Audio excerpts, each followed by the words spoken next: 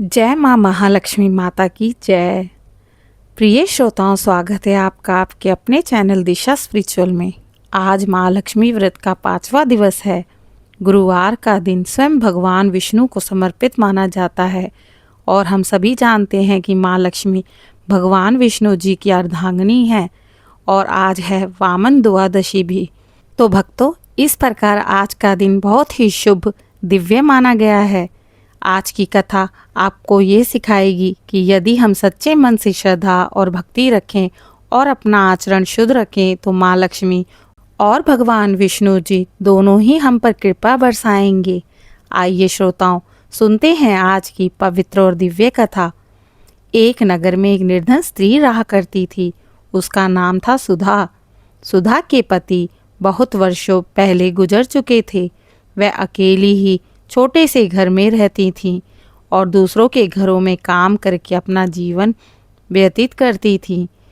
उनके पास ना तो धन था और ना ही कोई और सहारा, परंतु उनका हृदय भक्ति से भरा हुआ था। वह प्रतिदिन तुलसी के पौधे के पास दीपक जलाती और भगवान विष्णु तथा माता लक्ष्मी का ध्यान करती।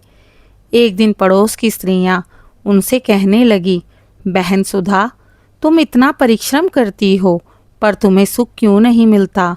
क्यों ना तुम भी माँ लक्ष्मी का 16 दिवसीय व्रत करो। सुधा ने निश्चय कर लिया और महालक्ष्मी व्रत आरंभ कर दिया। उसने नियम बनाया कि वह दिन भर एक बार ही सात्विक भोजन करेगी, नमक का त्याग करेगी और प्रतिदिन संध्या को माता लक्ष्मी की आरती और चंद्रमा को अर्घ्य देंगी और हर दिन माँ लक्ष्मी की कथा का श्रवण करेंगी। इसी प्रकार 4 दिन बीत गए और 5वां दिन गुरुवार आया। इस दिन सुधा ने प्रातः स्नान कर पीला वस्त्र धारण किया और भगवान विष्णु और लक्ष्मी की संयुक्त आराधना की। उसने पीले फूल, हल्दी, पीले चावल चढ़ाए और मन ही मन प्रार्थना करने लगी कि हे माँ लक्ष्मी, हे श्री हरि विष्णु, मेरा जीवन दुख और दरिद्रता से घिरा हुआ है। कृपा मेरे घर में सुख और शांति का वास करें। उस दिन रात में जब चंद्रमा उदित हुए, सुधा ने श्रद्धा पूर्वक दूध और अक्षत से अर्घ्य दिया। फिर थक कर वह सो गईं। स्वप्न में उन्हें माँ लक्ष्मी और भगवान विष्णु जी के दर्शन हुए। माता ने उनसे कहा, वत्से, तुम्हारी भक्ति और निष्ठा देखकर हम दोनों प्रसन्न हैं। तुम्हारे जीवन के दुख अब समाप्त हो जाएंगे। तुम्हारे घर में अन्न, धन और संतोष का वास होगा। लेकिन ध्यान रहे, समृद्धि पाकर अभिमान मत करना और सदैव जरूरतमंदों की और गरीबों की सहायता में तत्पर रहना। सुबह जब सुधा की आंखें खुली तो देखा उसने छोटे से घर में एक चमत्कार हो गया। जहाँ पहले खाली बर्तन थे वहाँ अब अन्न से भरे कलश आ गए। घर में नए वस्त्र और धन रखा हुआ था। गांव की स्त्रियां भी यह देखकर आश्चर्यचकित रह गईं।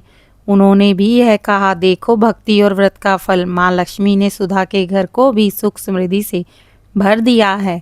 सुधा ने समृद्धि पाकर भी कभी अभिमान नहीं किया। वह प्रतिदिन गरीबों की सहायता करती और माँ लक्ष्मी का व्रत पूरी निष्ठा से निभाती। भक्तों, लक्ष्मी केवल उन पर प्रसन्न होती हैं जो नियम, संयम, भक्ति और दया का पालन करते हैं। जो भक्त गरीब और असहाय होते हैं, अगर वह भी श्रद्धा और भक्ति से पूजा आराधना करे तो उनके घर भी सुख संपत्ति आ जाती है। जय माँ लक्ष्मी, जय श्री हरि। अगर आपको आज की सुनाई गई कथा पसंद आई हो तो मेरे चैनल दिशा स्पिरिचुअल को लाइक, शेयर, सब्सक्राइब करें और कमेंट में जय माँ लक्ष्मी, जय श्री हरि जरूर लिखें।